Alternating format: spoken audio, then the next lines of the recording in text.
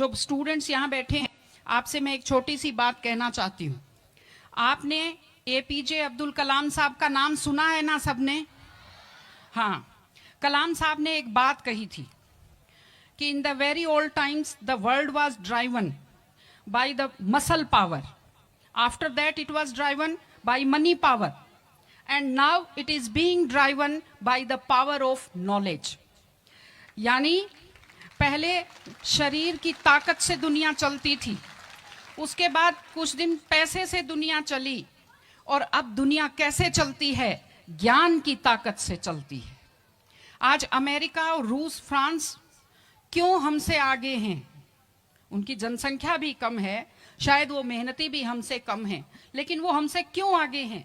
क्योंकि उनके यहाँ शिक्षा का जो प्रसार था वो हमसे ज्यादा हुआ, वो हमसे ज्यादा एजुकेटेड हैं।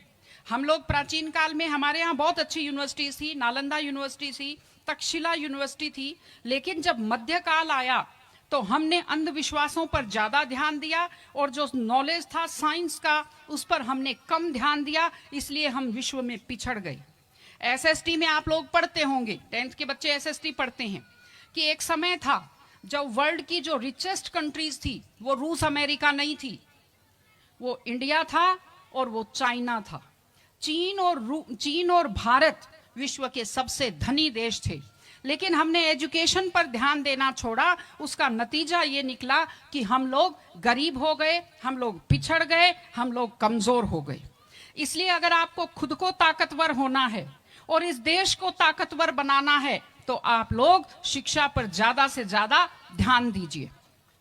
हमारी बेटियां यहां बैठी हुई हैं, आप लोग बहुत खुश किस्मत हैं, आपकी किस्मत अच्छी है कि आपने इस जमाने में जन्म लिया है जब लड़कियों को स्कूल भेजा जाता है, जब लड़कियां बराबरी के अधिकार के साथ आत्मसम्मान से जिंदगी जी सकती हैं। मैं अभी सोफे पर अकेली बैठी हुई थी, फिर उसके बाद शिफा जी आए और फिर उसके बाद संतोष जी आए, तो हमें जगह हमारी बढ़ती गई। मैंने कहा भाई पुरुषों सिंहासन खाली करो, महिलाएं आती हैं।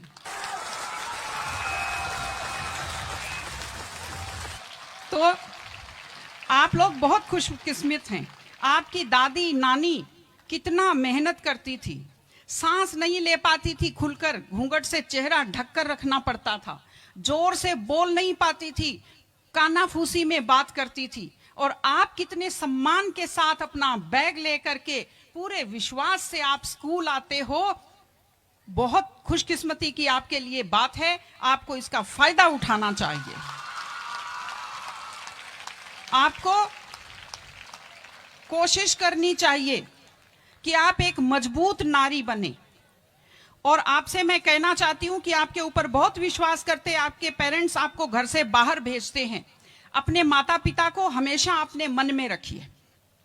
दूसरी चीज आप बच्चों से जो कहना चाहती हूँ, आजकल क्या है, पहले तो घर में बहुत सारे बच्चे होते थे, संयुक्त परिवार होता था, चलते ही कोई सिर में थप्पड़ मार देता था, बच्चों को बुरा नहीं लगता था, टीचर्स की मार खाते रहते थे, हंसते रहते थे। आजकल 1-2 बच्चे होते हैं घर में, बच्चे बहुत सेंसिटिव होते हैं। आप लोगों को जब आपके माता पिता टोकते हैं, आपके टीचर्स टोकते हैं, आपको बुरा लगता है। आपको बुरा नहीं लगना चाहिए, क्योंकि ये वो लोग हैं जो आपकी चिंता करते हैं। मैं आपको एक छोटा सा किस्सा सुनाऊंगी। एक गाय जंगल में चल रही थी, अचानक उसने देखा एक बाघ पीछे दौड़ा।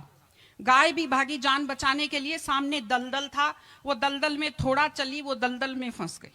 बाघ भी पीछा करता हुआ आया, वो भी दलदल में फंस गया, लेकिन गाय से थोड़ी दूरी पर था, चल नहीं पाया। तो गाय हंसी और उसने बाघ से कहा, बाघ तू तो गया, तू मरेगा। तो बाघ ने कहा, तुम क्या हंस रही हो, तुम भी तो मरोगी दलदल में। उसने कहा, मैं नहीं मरूंगी, देखना। शाम को जब मालिक ने देखा गाय नहीं आई, वो 2-4 लोगों को लेकर आया। जब देखा गाय दलदल में फंसी हुई है, वो रस्से लाया, लकड़ी लाया और गाय को निकालकर बाहर किया। तो गाय ने बाघ को कहा, बाघ तुझे कोई नहीं निकालेगा, मैंने कहा था ना, जिसको संभालने वाले होते हैं वो दलदल में फंसकर नहीं मरता। आपके जो टीचर्स हैं, आपके टीचर्स और आपके पेरेंट्स आपको संभालने वाले हैं। अगर आप उनकी बात मानेंगे, आप डांट के पीछे छुपी हुई उनकी चिंता को आप समझेंगे तो आप बुराइयों के और गलतियों के दलदल में कभी नहीं फंसेंगे।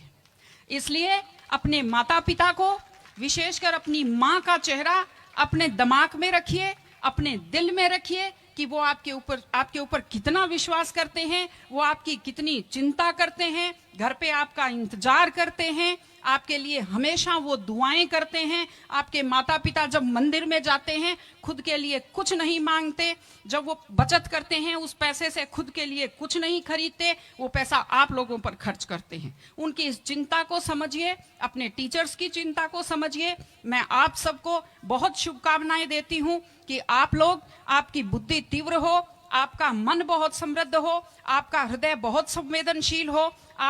मैं स्कूल को मैं बहुत बहुत शुभकामनाएं देती हूँ। टीचर से अपील करती हूँ कि व्यक्ति केवल शरीर और दिमाग नहीं होता, एक मन होता है, एक आत्मा होती है।